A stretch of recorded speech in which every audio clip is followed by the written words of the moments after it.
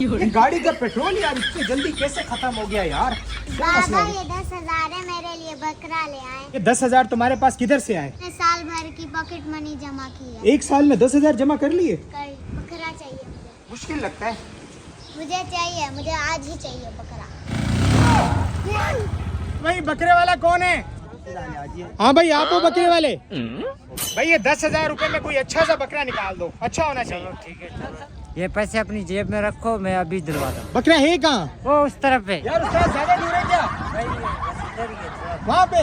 यार ये तो रास्ता बाहर जा रहा है। बस 1 मिनट रुको, 1 मिनट। यहीं पे? जी, इसको दोबारा नहीं आने देना मंडी में। भाई बकरा ले रहा, मुर्गी ले रहा, भाई क्या है बकरा यार? दिखा रहे थे। इसको दोबारा नहीं आने देना अंदर मंडी भाई में। दोबारा ये दिखेगा भी नहीं। भाई जाओ, क्या कर रहे हैं इधर से यार? इधर आ। बाबा हमारा बकरा कहाँ है? बकरा कहाँ है? मंडी से बाहर मंडी से बाहर, इसको मंडी से बाहर, इसको मंडी से बाहर।